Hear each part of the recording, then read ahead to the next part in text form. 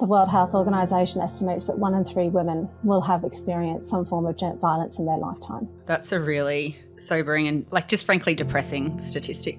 What's the ratio of gender-based violence in Indigenous communities here in Australia relative to non-Indigenous? The latest estimates is that we're looking at approximately 3 in 5 and 10 times more likely to die from assault than a non-Indigenous woman. It's absolutely horrific. That's a national emergency right there. It's just really on Indigenous women alone. I think actually bringing us back to remembering that these are people who are real, like you said, to see the person, not the data, is really important. I'm Sarah Perkins-Kirkpatrick. I'm Iain Strachan. And this is Totally Cooked, the Climate and Weather Podcast. Today we're joined by Professor Sara Davies of Griffith University. Sarah is a Professor of International Relations with the Griffith Asia Institute and a Deputy Director with the ARC Centre of Excellence for the Elimination of Violence Against Women, or CEVAW for short. Thanks for coming on the show, Sarah. Thank you so much for inviting me. We have a sister organisation on the show for the first time. But guest Sarah, can you tell the listeners at home, please, about your Centre of Excellence? What does it do and why does it exist? Great. Well, thank you so much for inviting me. I'm really excited to talk to you today. So we call Centre of Excellence the Elimination of Violence Against Women. We call it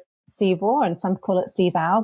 We don't mind. But basically what our premise is in the centre is to bring together interdisciplinary, Indigenous-centred and Indo-Pacific knowledge on the causes, contexts and responses to violence against women, and to bring together research that comes from these different disciplines, these different locations, and with these different understandings of the historical legacies of violence, to come up with innovative solutions to really drive forward policy and action that will eliminate violence against women. And so we are structured into 4 pillars of research, which is looking at the causes of violence, the context in which violence occurs, the responses to violence, and then also an Indigenous-centred approach to violence against women. Cool. So for anyone who's listening and who may not be sure, what is both violence against women and also gender-based violence for that matter?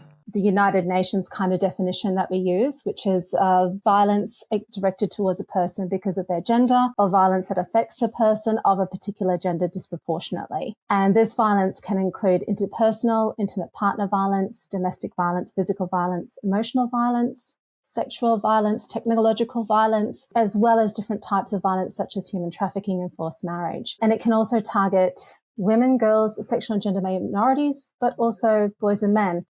In our centre, we are looking specifically at violence against women because the majority of violence that has been documented and the understanding in terms of prevalence of violence is primarily women and also girls. However, it is also a belief as well that if we drive down violence against women, which has these sort of gendered, structural gender and social power imbalances behind them, all populations benefit then in terms of reducing the harmful kind of gender drivers, so the way in which we think about gender stereotypes can also be reduced, which sort of delivers the elimination of violence for all genders. So you mentioned there that primarily gender-based violence is against women.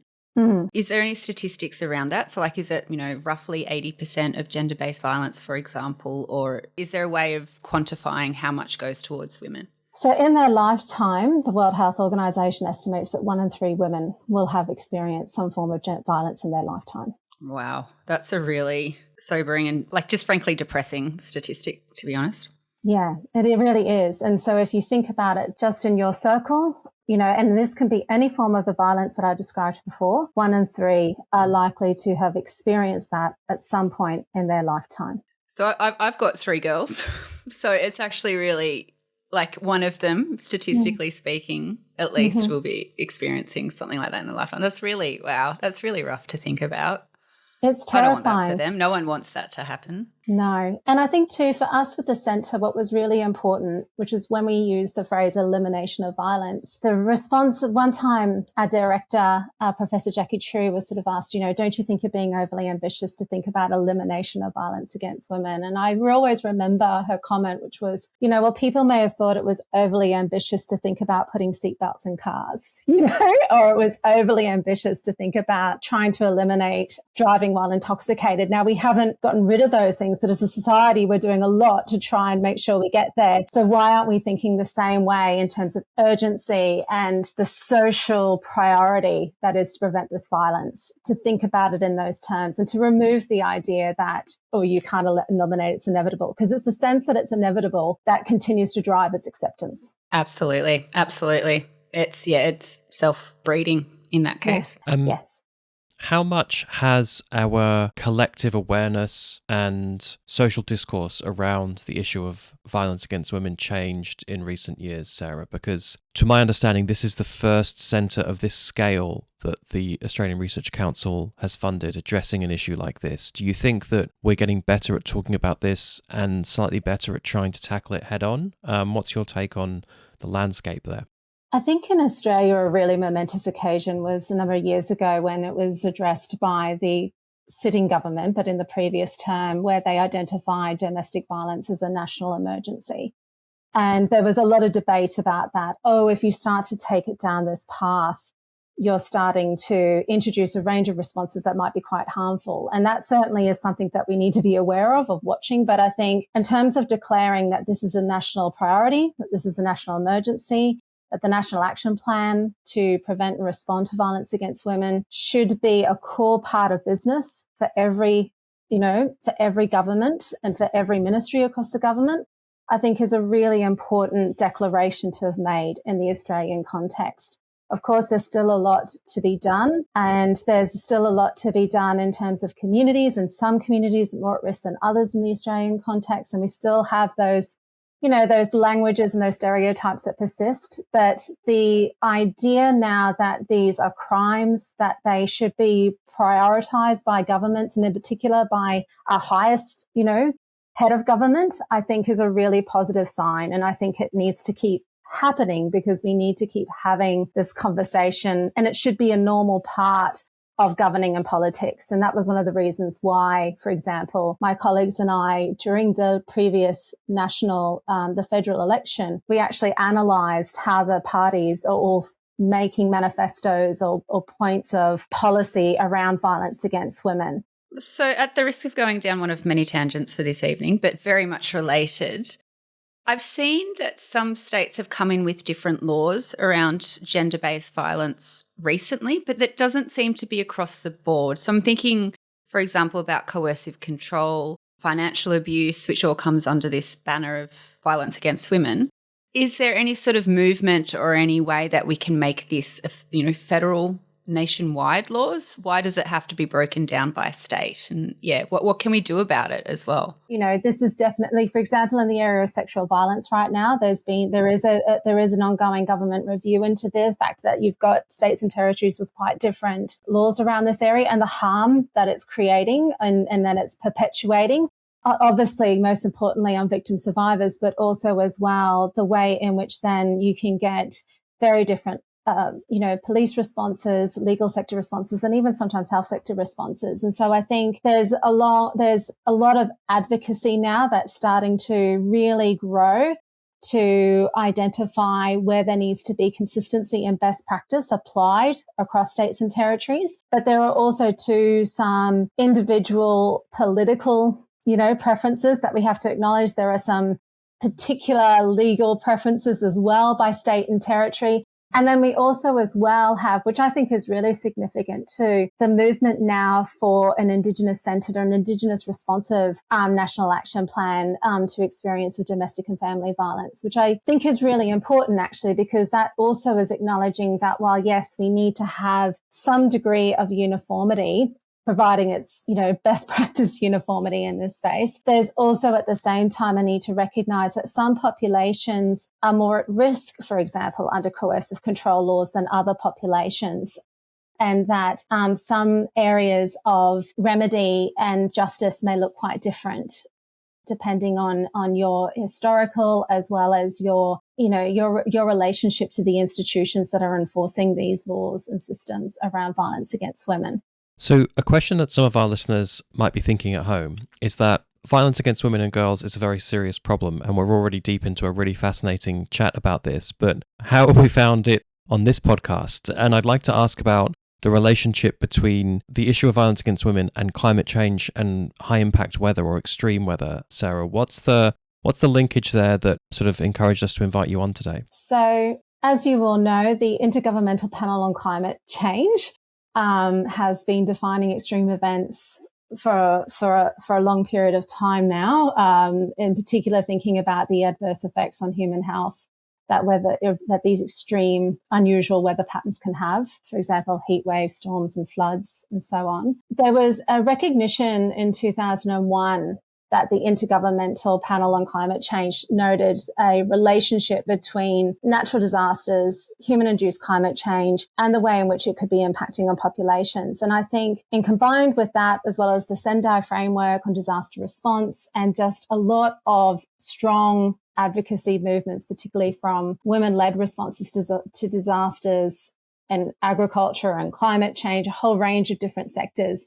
Over the last 10 or so years, there's been this real movement to kind of, first of all, identify that there needs to be gender inclusion and gender-led responses towards climate change. And then part of that is recognizing as well the way in which climate change, particularly extreme weather events, are leading to or triggering new or excessive forms of violence against women. And at first, a lot of it was around just trying to really establish what is extreme weather event and what is the type of gender-based violence that we're talking about here.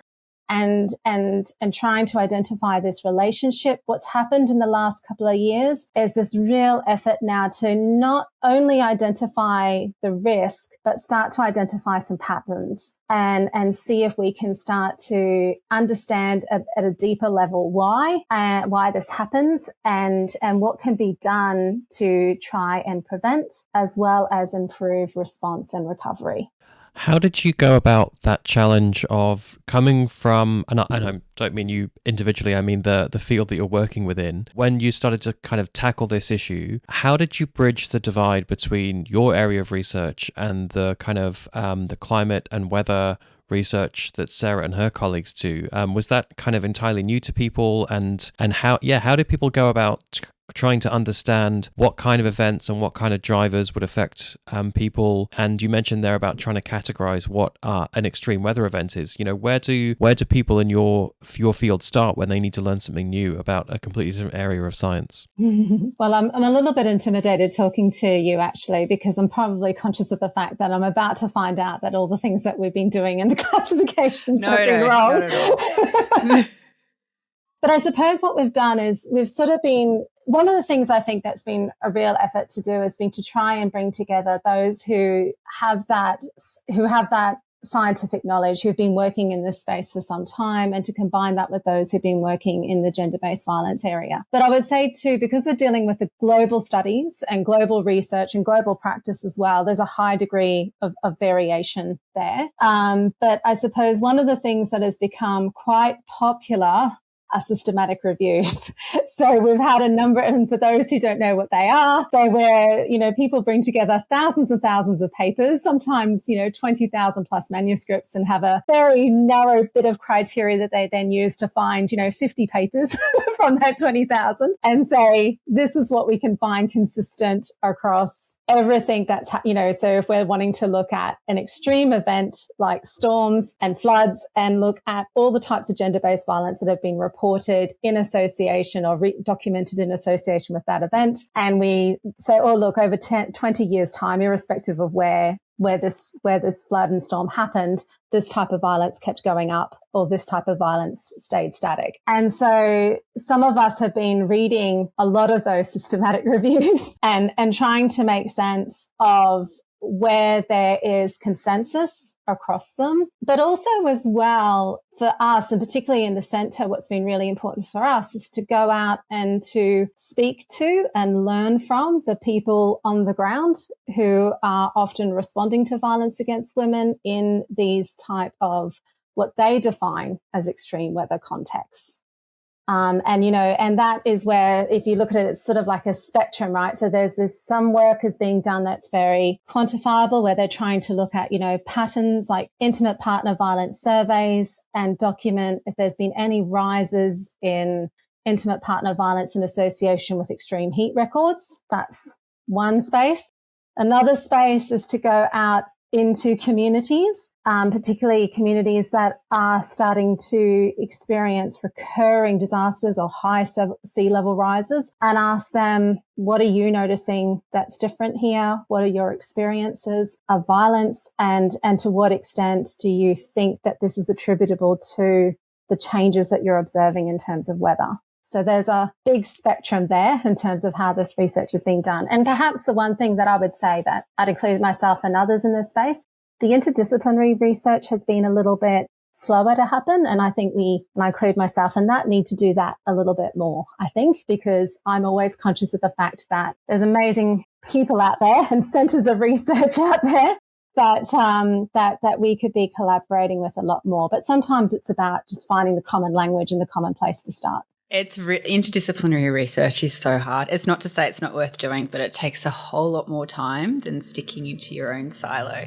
But I will say that our centres are actually working together currently on an extreme heat and gender-based violence study. So we are working together. Yes. It just, again, it takes longer because I think, we threw so many extreme heat type measurements and said, oh, look, this is everything we can do. Obviously, that doesn't always work when we're trying to match it up with health records. Yes. But certainly I think there's been a lot of lessons learnt across both of our centres of excellence as we pull that research together. Well, if it helps to know, in our own centre of excellence, I'm working with one of our economists, Ashki Maravzikalan at Curtin University, and we're often having a giggle as well about the fact that we're technically in the same sort of, social and behavioural and economic sciences, and we sometimes have to stop and go, what are you talking about? Yeah, absolutely. The one that always gets me is model, right? So there's statistical models, and it doesn't actually matter. Basically, if you're talking to anyone outside of climate science, they often mean a statistical model or something based on statistics. We mean physical numeric models. So it's a term we use every day, that both fields would use every day, but it's completely different what this means. So Sarah, can you please tell us about your pathway in studying this important and challenging subject? Oh, thank you. I won't take you back. I'll just tell you. You can go as far back as you want. We just wasted 20 minutes talking about Harry Potter, so you can go wherever you want. I'll give the speed date version. So I guess I've been doing research for some time now, looking in particular at what happens to human rights during crises, essentially. And so, what happens when there is a large refugee displacement crisis? Who's most impacted? What happens when they're seeking shelter and asylum? And what are the reasons why sometimes individuals are able to pursue resettlement and access to, citizenship, and other populations are not. And then from there, during that research, I was finding that women and men's experiences can be quite different. Their journeys of asylum can be quite different. Their experiences of settlement can be quite different. And I was learning a lot, in particular with the locations that I was doing the research on, the populations who had been seeking asylum, that the experience of gender-based violence was quite profound, and it was really impacting on not only the victim survivors, if they had survived that violence, but also the children. It would have these repercussions and reverberations across those who had survived and fled. And so I started to do research on conflict-related sexual violence, looking at why in some conflicts it's reported, and there are attempts at times to try and pursue, not always enough, but, investigations, truth commissions, prosecutions, and in other cases, there's just silence. There's after the conflict, and there's just almost a desire to just move on and pretend it didn't happen, but it doesn't go away. The consequence of having lived through that stays. I also do a lot of research on health emergencies. So when there's a disease outbreak, we look at, again, what happens in terms of communicating risk, what happens when populations go through lockdown. We were doing this work before COVID-19. We'd done this work looking at, in particular, the Ebola outbreak in West Africa, because it was such a novel outbreak there, and the impact that it had in terms of access to sexual and reproductive health, and, populations who had a high risk of violence at home, where were they able to seek shelters and so on during emergency lockdowns. This work became quite important during COVID-19 that we then did. I was part of a large global study looking at gender in COVID-19. And one of the things that we found when we were looking at the impacts of COVID-19 lockdowns in a number of countries was, without even asking women primarily who we were, talking to about their experience of lockdown and the impact that it was having on their economy, on their food security and so on, was a lot of them, in particular those who worked in small markets or farms, crops, talked about climate change. And they kept bringing up, well, we've been managing crisis for some time now. We've had droughts, we've had unpredictable rainfall, we've had cost of seeds, we've had cost of fertilizer, we've been having to find new water. And it was really striking for me how much that kept coming up when we were going through all the transcripts. There was this sense of fatigue, but also this sense of resilience. We've been here before. Welcome to the world, everyone. We've already been in crisis. And I'm talking here primarily the research that we were doing across Southeast Asia and the Pacific. And so for me, that started my journey of then looking into this relationship between gender and the impact of extreme weather and climate events. And also the way in which there was attempts at that point to start to think about this relationship between human-induced climate change and gender-based violence, and what that looked like, and how is it being studied, and how is it being understood. And that's where I started then on this particular project that we're doing now. We're still doing research on sexual and gender-based violence and conflicts and other forms and other types of disasters. But this area in particularly in human-induced climate change, for me, really started during and after the COVID-19 experience, because of what we were being told by the remarkable women who were generous enough to talk to us about their experiences during that time. It's such a fascinating insight that, I think for many people in advanced economies or in the developed world, like Australia, the UK, Western Europe, the pandemic and the lockdowns were probably certainly the most challenging collective experience that our societies had gone through. But it sounds like to a lot of the people that you spoke to, while obviously that was a huge challenge and quite an unknown quantity, perhaps relatively speaking to what life is like on a day-to-day, year-to-year basis in those kind of countries, there was maybe more resilience or more preparedness to face challenges at that kind of scale. Is that true? I mean, I wouldn't want to minimize the extent of suffering that they went through. I mean, there was high degrees of food insecurity, high degrees of violence, and the ramifications of going into debt to survive through the lockdown period, and the impact that it had on family relations was profound. But I would agree with you in the sense that tragically compounding crises, so disaster after disaster after disaster. What we've found in a study that we've done recently for across the Indo-Pacific is that this is a region that has a high degree of frequent and intense disasters that are happening on a quite regular basis. They can be climate, they could be financial, they could be health, and they can be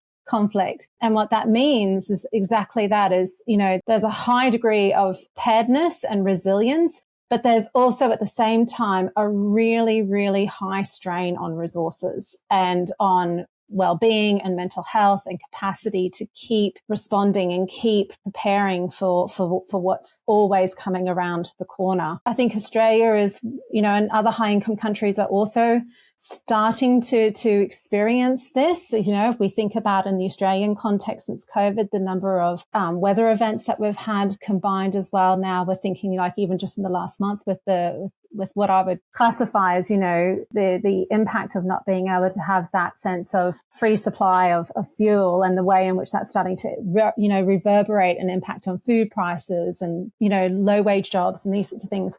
So we're starting to feel that as well, I think. So I wouldn't want to say that high income countries don't experience that. They do. And I guess what I would say is what's maybe consistent across low, middle, high income countries is that the populations at risk of this violence and the populations who are really are the ones who are most likely also who are going to be really impacted by a trigger or an event like climate change. So it's not about saying they're vulnerable and they need our help. It's actually about saying they have been surviving this and we need to prioritize these populations because they have been really working very hard and they've been doing a lot of their own protection work. And so what we as a society can do to meet them with protection and to recognize that there are institutional reasons why some groups may be more at risk of this violence than other groups. And an event like a weather event can really,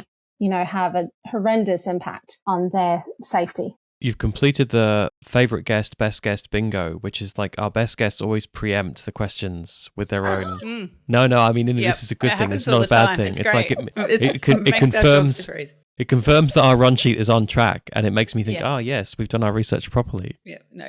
By we, you mean you. Wow, wow. So the compounding challenges that take place, particularly in places like Southeast Asia and the Pacific, are those regions the primary focus for CEVAW's research, or is the work about compounding events also taking place in Australia? Is it taking place elsewhere in the world? What's the geographic focus of what you're doing? So I'd love to be able to give you maybe a little bit of a snapshot of the kind of work that we're doing. So the CEVAW is definitely dedicated to research located in the Indo-Pacific, which we identify as Southeast Asia, South Asia, East Asia, North Asia, Central and West Asia, Pacific and Oceania. So we've got about 43 countries and territories that we include under the remit of the research that we do. And that's because we don't want to exclude anyone. But I would definitely say, and that's anyone in terms of potential PhD students. Hello, if you're listening, reach out to me. As well as, research fellows and, the work that our chief investigators are doing, because we've got 13 and they all have quite a broad and varied area of focus within the research that we're doing right now. So I have an amazing PhD student who's looking at what types of social protections can be activated during any type of extreme weather event in the Australian context. And they're going to be looking in particular at what lessons have been learned from bushfires, as well as floods, as well as intense sort of cyclone events. We've got another PhD student who's comparing how the people who do first response during disasters, so that may be your police sector or your health service sector or your even defense sector, what happens when they encounter violence occurring against intimate partner violence, for example, whilst they're trying to operationalize response during that event. There's not necessarily a lot of clear guidance in this, and there's sometimes contradictions about roles and responsibilities in this area. And they're doing a comparative study looking at Australia, particularly at Queensland, which is starting to have an increased number of these types of events, with Cebu in the Philippines, which has quite a detailed now gender responsive plan around disaster response, in particular because of their experiences of typhoons as well as other types of natural disasters in the last couple of years. And so learning what has been kind of the lessons of first responder encountering violence in those instances and translating that understanding to the Australian context.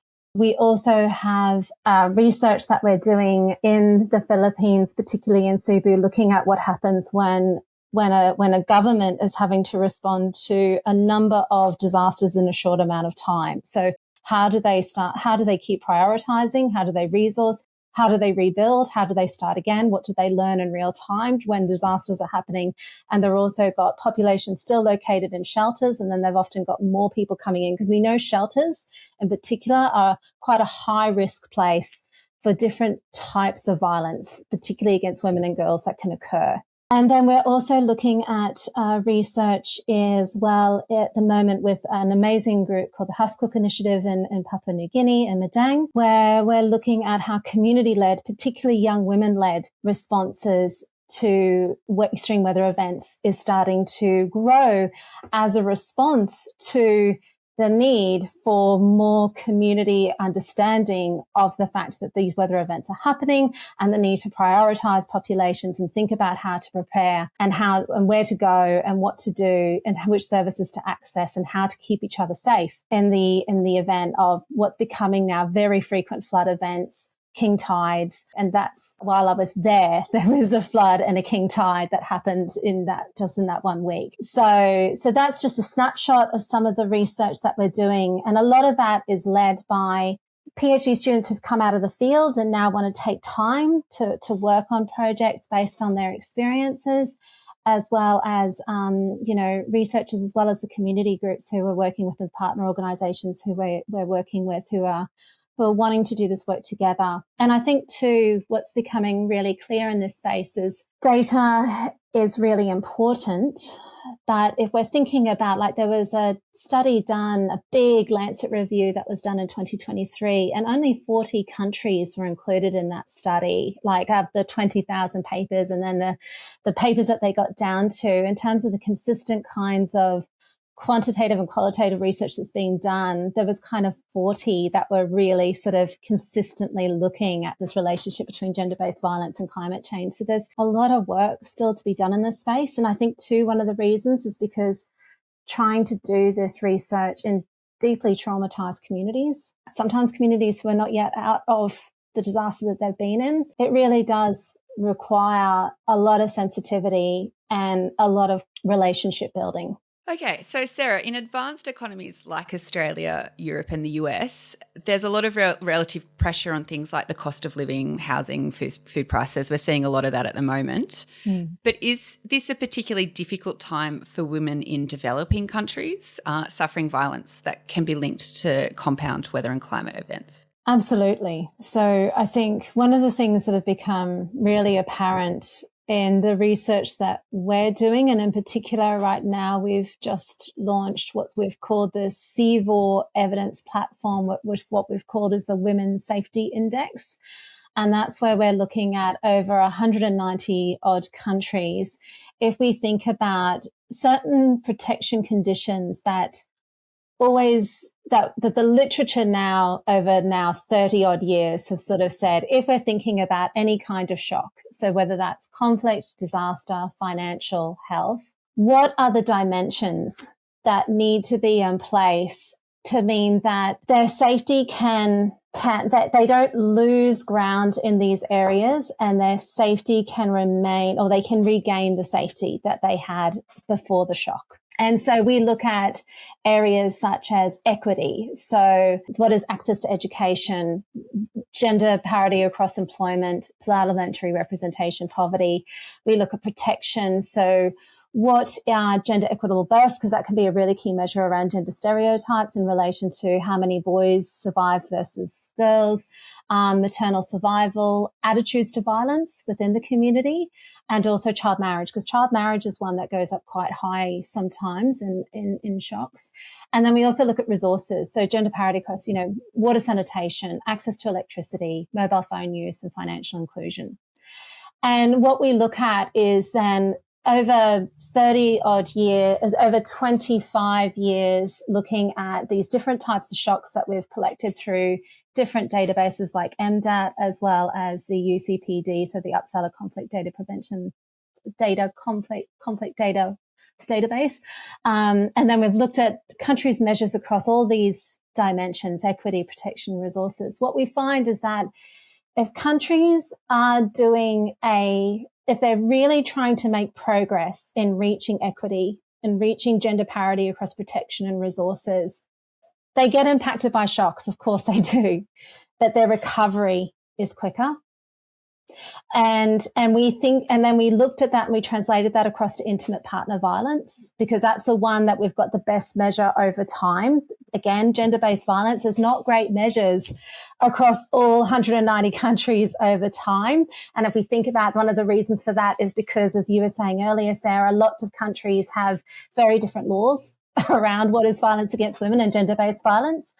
So this one where we can look at, and what we see is that, yes, if you are as a country are investing in that, you can recover better now. So if we take it to your question about a high income country like Australia, are we being impacted right now? Absolutely. We were definitely impacted by COVID. And I think that was what was really important about COVID, was actually that realization that everyone can be vulnerable if they're experiencing a shock of great profoundness, that it's impacting on how we manage our relationships at home and our income and our sense of safety and movement in society. But I think what the current, crisis around cost of living and so forth is showing is that the minute we now know through this research that the minute we're starting to tip into spaces where resources are becoming constrained, where households are starting to experience any kind of trauma or stress around that situation, as well as financial stress, as well as then that broader sense of unease within the society, and issues around which jobs are safe and which jobs are not. And sometimes there's gender norms around that. Violence can start to go up. So it starts to increase because the household pressures, combined with sometimes as well the lack of prioritization, that, for example, domestic violence call centers are going to go really high. So then you'll have large numbers of unanswered calls, and what's happening in those environments when those calls aren't being answered. So yes, crisis of any kind.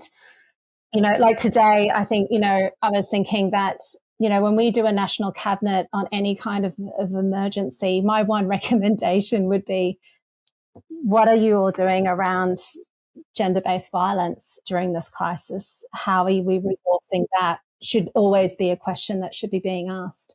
100%. So I guess what I'm getting from your answer there, I guess through the lens of climate change, climate hazards, weather hazards, it's a stress. So it's not necessarily the cause in any setting, but it puts more stress on the systems that are endemic to that particular society or country, that then exacerbates those conditions more for people to be more stressed and do things that they frankly shouldn't. Yeah. At this stage, that's what we know. Yes. Yeah. It makes sense. It does make sense. So thinking about, times of stress and challenge, I shouldn't say obviously, we're recording in March at the moment, and the conflict in Iran is causing all kinds of economic and political ramifications around the world. And foreign aid and international development budgets can often be some of the first things to be reduced in times of economic difficulty or for political reasons. And I'm sure there are some people, for the record, I don't agree with them, but there are some people who would question why Australia would be spending money on problems in other countries. And I was wondering if you could explain to them why it's important for us to be looking not just at Australia, but at the wider Indo-Pacific when addressing gendered violence. That's a great question. And I don't want to diminish maybe at times what people feel in terms of that, sometimes those positions and those views come out of sometimes their own sense of frustration or their sense of neglect. But I guess what I would say is that a safe region is safe for everyone, and a safe region where populations can have what I was talking about earlier, increased equity, increased protection, access to resources, creates a more safe environment where everyone can flourish. And it means that when we are facing crises, whether here or elsewhere, the recovery has a place to start. Whereas, if you've got and particularly if you've got, more intense and more frequent, it's going to be harder to recover. And I think we need to be aware that that kind of impact, this idea that we can be isolated from other regions' hardship and other regions' instability, I think we're learning that there is no insulation from that. No matter where you go, you will be impacted. While our economies and our knowledge and our internet and our technologies are so interconnected, there is this need for us to be thinking about, is everyone got the same chance of being able to access and realize safety? That doesn't mean that, that countries don't have their own role to play in this. Of course they do, and they are, but I think there's also comes back, and I'm sure you've, what we're dealing with also right now is some of the countries that are experiencing the most intense and frequent impacts of climate change were not the ones that contributed to the human-induced causes of it. And you can have a long-going conversation about equity and justice, but I do think that it's important to say that as often as possible, because they are living with it right now, every day. And they haven't benefited from the luxury or the resources dividend from what those large companies that and also high income countries that have benefited from the destruction to the climate, to be blunt. So I think there also is a need for us to think seriously about redress and restorative justice. I think that's actually a really good point, is this climate injustice. Not just that, those that didn't do climate change or do the damage, they're the ones that are affecting it, but also those that are most vulnerable. So those that are most susceptible to these events and shocks, whether we're talking about the specific climate shocks such as sea level rise or the compound nature that then feeds into something like gender-based violence. They're already susceptible, they're already vulnerable. And then throwing these hazards on top of that just makes that worse. So we have not just a moral responsibility, but just a general responsibility to just be good nations and do the right thing. Yeah. And I think too, maybe also too, it's not always an understanding of what we're talking about here. So, when the sea level is rising in coastal communities, that salt water is starting to come onto their cash crops. These are hard-working communities who have a high reliance on their cash crops. When that seawater comes in, that's the destruction of their crop for that season. And if they don't have anything to sell, they can't buy the next seeds, and if the seeds have been destroyed as well by that, this is not populations who are not always thinking about how to recover and to rebuild. They are constantly thinking about that, but the climate is now working against them. Fishing population, communities who rely on fishing, are starting to have real troubles around being able to safely go out and be able to do the daily type of fishing that they need to be able to do to then bring it back in, cook it and sell it, or, and so it's not about people wanting handouts, which I think sometimes is the narrative. It's about populations who are seeing their entire economies destroyed, sometimes overnight, and through nothing that they've done, and so and you think about the trauma that causes for the community, the impact that has, that they have to be relocated. It's their entire lives and communities having to be rebuilt again. Guess, Sarah, I would like to know, so there's this amazing research that you're doing to find out more about these challenges. But I'm wondering what is being done on a practical level to support women and girls suffering violence due to extreme weather and climate disasters. How are we physically responding to that in Australia and in the region? So there's amazing networks such as the Gender and Disasters Network within Australia, which I have to give full credit to, in terms of what they're doing in this space, in terms of creating a community and creating a dialogue, and not just specific to violence against women, but also thinking about it across a range of areas where there needs to be gender representation, gender recognition of the impact that disasters have on gender, and as well, sexual minorities as well, gender and sexual minorities who are at risk as well, which is a very highly neglected area of research actually in this space. So there's lots of work that's being done there. I think there's definitely as well a lot of really rich community-led work that's being done. And in fact, we have another PhD student who's looking at the way in which communities within Australia are mobilizing in response to disasters after they've happened, particularly extreme weather events, and noting that this does tend to be women-led or women-initiated and women-organised. So sometimes you'll get, the blokes on dinghies sort of driving around and making sure that everyone's got their cats and their dogs. But often what's happening for the next 1-2 years afterwards then is women are then stepping in and saying, well, okay, so when this happens next, do we know where everyone is? And it's not necessarily sometimes, and so what they're looking at in this case is this a product of stereotyping, who does what? Is this also a product of, of strengths in terms of what can be done, but also what can be done to kind of work collaboratively, and to make sure that communities are then working with first responders and working with government to kind of capture that whole of sector, because it is fair to say that in Australia, like other places, sometimes due to distance, there are going to be times where community need to respond first before others can get in, or even if the first response sector is there, they're not in a great number. So they have to then bring in, additional supply and additional support. So that area is becoming really important, I think. So the research and the networks that are developing around that, as well as the types of really exciting, I think, and important community initiatives. And sometimes, yes, they're coming out of a frustration of a failure of government to respond. But also at times they're also coming out of a real desire to prepare, to learn from those lessons and to prepare.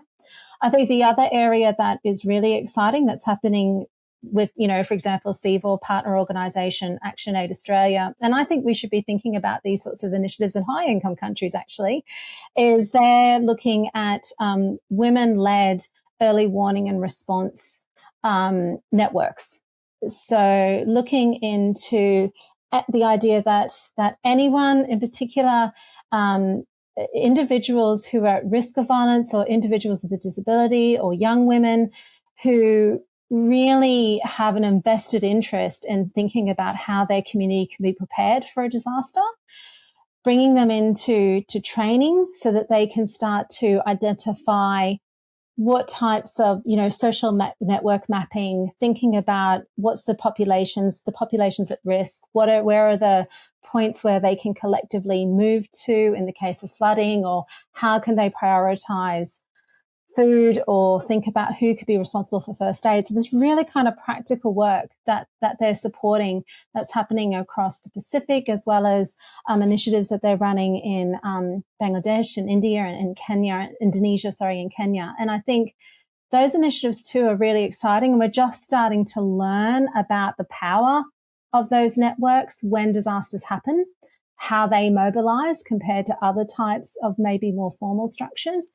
But also too, how they are proactively working and collaborating with the formal response sector as well.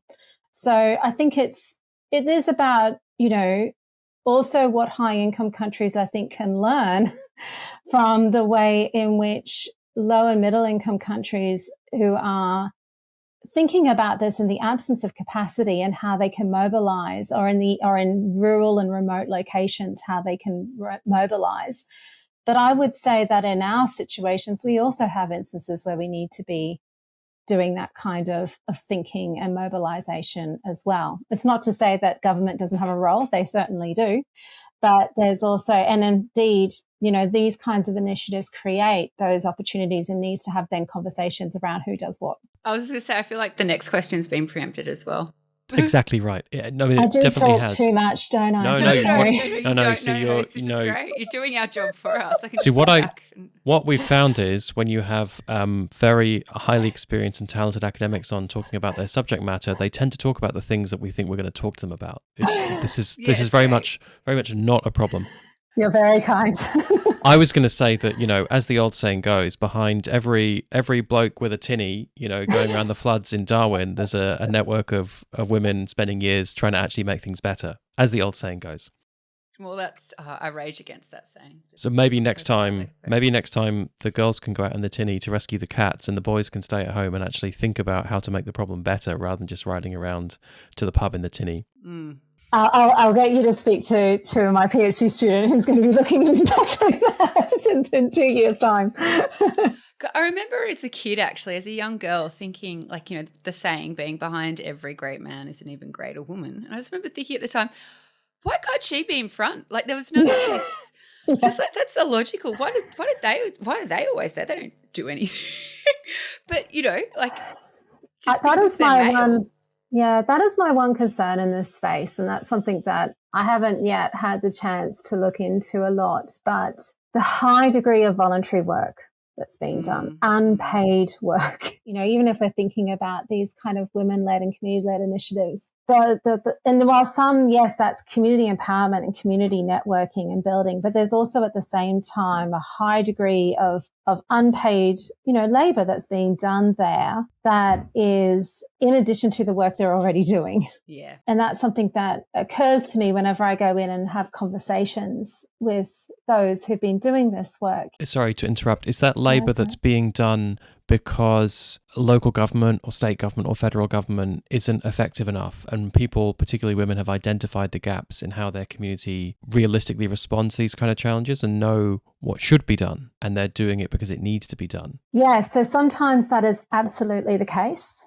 There's this experience where they have just been fail. There's just been, you know, just an inability to mobilize quickly enough, and they don't want this to happen again. There is a desire, though, on the other hand, to be a leader in this space. I had one woman recently say to me, I know what girls and women, and even, you know, the community needs, because I know how we need to be thinking about food, clothing, you know, how long we can stay there, where the toilets, why the men's toilets need to be separate from the women's toilets. I am the natural leader in this space. I'm more of a leader in this space than a man is, because I will think about the whole community and what everyone needs, you know, and it was really powerful. And of course, people will argue with that. But I think, and this was you know, in Papua New Guinea, and a person who's actually works for the government in charge of disaster response, he readily agreed and said, yes. We could say sometimes, oh, that's gender stereotyping, but actually in this concept, no, it was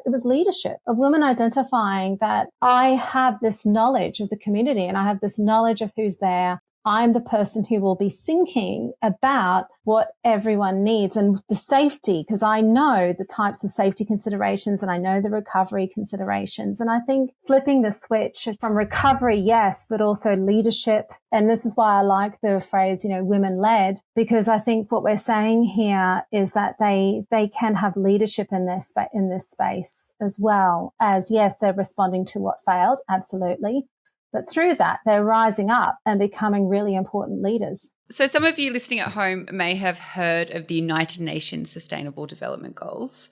They're important to the cause of gender equality in reducing violence against women. So Sarah, can you tell us about these goals and in particular the number 5 Sustainable Development Goal? So Sustainable Development Goal number 5, achieve gender equality and empower all women and girls, is one of 17 of the UN Sustainable Development Goals. And they're about basically recognizing that by 2030, these are goals that we would like countries to be moving towards, to either be collecting data on or introducing legislation to protect populations from, you know, and so they range from areas such as ending all forms of discrimination to restoring or indeed just providing universal access to sexual and reproductive health and rights, to also identifying, crucially in this area that we do, which is an end to violence. And so eliminating violence, trafficking and sexual exploitation. And so then what's embedded within these targets is particular recommendations around how countries can introduce legislation, policy, regulation to reach these goals by 2030. That's a really short time, though, like 5 years. They were introduced in 2015. This is also on the run sheet. Sorry, I just... Dude. Sarah, you can think of them as like the Paris Agreements, decided in 2015.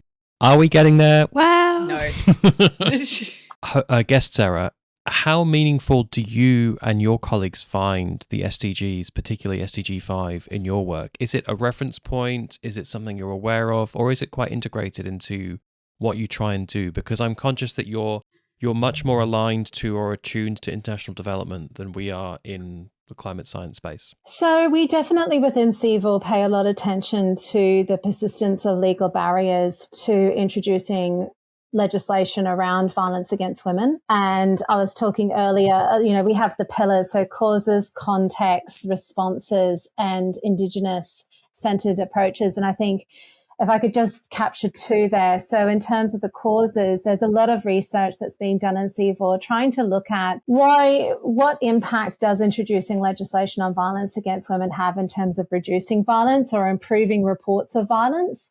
And there's definitely now, we've got enough data now to be able to show that even just introducing this legislation, which is one of the calls and the targets of SDG 5, really does start to have a positive impact. It's not to say that it goes overnight, but what it starts to do is it has this impact on gender norms and attitudes around violence against women when you start to introduce that legislation. So it's a long journey. The next journey then is how do you then break it down from the national level into provincial and state level? So there's a journey that keeps going, but it really can have an important impact. So these goals are really important because it gives us, first of all, the language to say, well, states agreed to this in 2015. So what are they doing now? And then it also, Sorry, I was thinking about the Paris Agreement. Like, well, we all agreed to it. We signed it. What are we doing? Like, that's like when I make my budget and try and save a certain amount each month. I agreed to it, but then, you got to buy stuff. Stuff turns up. You need some jeans. Need some new shoes. But I guess coming back to SDGs, what I would say is what's absent from them, though, particularly if we think about SDG 5, is, for example, Indigenous women. So Indigenous women are much more likely to be climate impacted. They're much more likely to experience violence. And yet there's no specific goal or target indicator to be thinking about the legacy of colonization and the ongoing impacts of that, coupled with the climate injustice and systems that are designed that historically have excluded or subjected them to extreme forms of violence. And so that's missing, in SDG 5, which is quite a glaring omission when you stop and think about it. And it's not there, right? Because politically, right, you never would have gotten that goal adopted if you'd had that in there. Yeah. Because there would have been opposition from even countries that are party to the UN would have had opposition to making special dispensation for or acknowledgement of First Nations peoples because of, absolutely. Yeah, absolutely. And, and that would mean admission of them contributing to that. So related tangent, I promise. What's the ratio of gender-based violence in Indigenous communities here in Australia relative to non-Indigenous or white, Caucasian, colonial? Do we have any idea on what that looks like? So we definitely know. The latest estimates is that we're looking at approximately 3 in 5. So they are much more likely to experience physical or sexual violence, and they are much more likely to be hospitalized. And they are, I think they are 10 times more likely to die from assault than a non-Indigenous woman. It's absolutely horrific. That's a national emergency right there. It's just on Indigenous women alone. Yeah, it really is. And, and very grateful to our amazing chief investigators in CEVAW, Kylie Cripps, and our deputy director, distinguished Professor Bronwyn Carlson, who are doing amazing research, leading incredible research in this space. Time for me to ask host Sarah, a question. Okay, why? She's like, oh my God. I didn't sign up for this. Look at the panic. No, you've already mentioned it. You've already mentioned it today. So. Okay. Yes, I see. Yep. So you're involved in a joint research project between 21st Century Weather and CEVAW, and I've heard a little bit about this before, but I haven't been updated on it for a while. Can you tell us about what you're looking into there? Like, what was the idea and how is that progressing?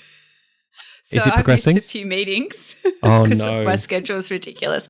So no, there's been some emails going around. We now have a paper being drafted, and I will admit that I haven't had a lot to do with the study recently. Our research fellow, Femi, they've been taking the lead in terms of the climate analysis for that, which makes more sense because they actually do research instead of telling people what to do these days. Well, Femi actually is a standard bearer for interdisciplinary researage, like what we were complaining about earlier. He's incredible. Actually, yeah, so this research fellow, he sits directly with me at ANU, but works collaboratively with other people in the centre. And he's got 2 PhDs, but he is very incredibly knowledgeable about meteorology and dynamical meteorology as well as human health. He's sent me a couple of papers to review. I'm just like, wow, this is like, you know so much. Why are you, how are you not a professor already? But yeah, in any case, so they've been doing a lot of the climate analysis for this particular project. But what we're basically trying to research, at first it was how do weather events correlate to increased violence against women in Australia. So there's been quite a few meetings between the 2 centres, and then we've talked about, well, what can we get from the climate data? This is how we can categorise our extremes, our hazards, our high impact weather events. And then we've been giving that to CEVAW to match up with the records of hospital admissions or hospital presentations around gender-based violence. But yeah, like I think at first it was kind of what we sent you guys was a bit overwhelming because there are there's even many different ways to define a heat wave. Like I could bore you with all of those definitions, but I won't. So that can be very overwhelming. And in terms of, what we might find interesting climatologically may mean very little when we're talking about impacts on women in the form of violence.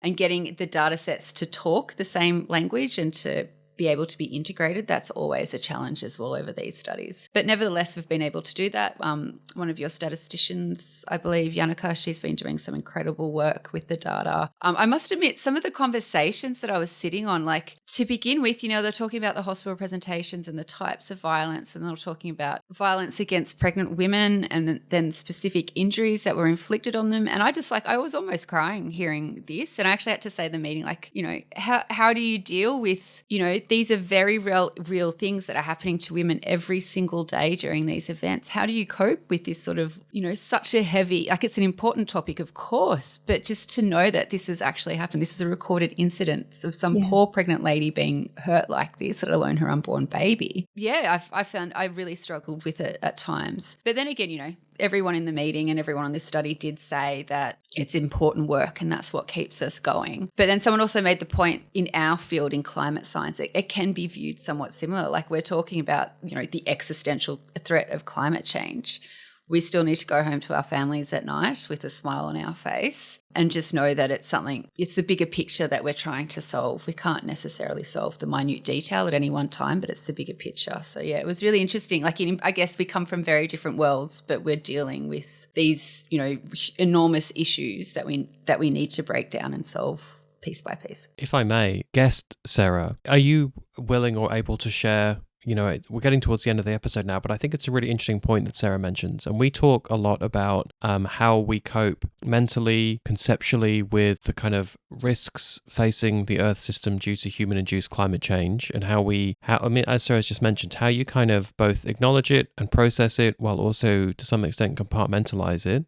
Is that a challenge for people in your field, Sarah? How do you maintain that balance and try to address the emotive subject matter in a healthy, appropriate way? Thank you. Yes. I think Sarah, your honesty in that meeting would have been really important, because I think sometimes what can happen is we do compartmentalize it and we put it into kind of terms like data and terms like, causal or correlation, or, we kind of distance ourselves from it. And I think because we're in centers of excellence, we're not just in the business of publishing papers, though we've got to do that too. We've also got to think about transformative change and what action, what message are we wanting?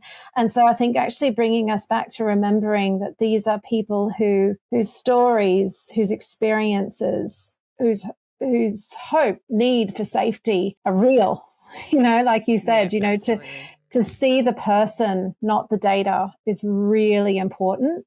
Now, then once you do that, then yes, you've got to think about as a team. And I love the fact that you raised it, because I try and do that with my team. Are we okay? There's been times where I've sat through a workshop or we've done interviews and I've really struggled to hold it together. Do you know what I mean? In the sense that I start to really feel and imagine myself in that space. And I think sometimes it's really important to show that actually with the people. That's part of building relationships with people. And it's part of showing that we do care. This is, of course. we can't solve everything, but we genuinely care. This is not extractive, which is a word that, you may have heard and come across a lot. That's something we're very conscious of in this space. But then also too, with our teams, then we need to have conversations. We need to debrief. And of course, we need to also provide, trauma-informed and trauma-aware counselling, which we do in the centre. We have sessions on that and collectively, and then we also within our own nodes, we also make sure that we are checking in with people and they're having opportunities. But this is also too, so this year I'm introducing, with an amazing Griffith Indigenous colleague, we're introducing yarning circles.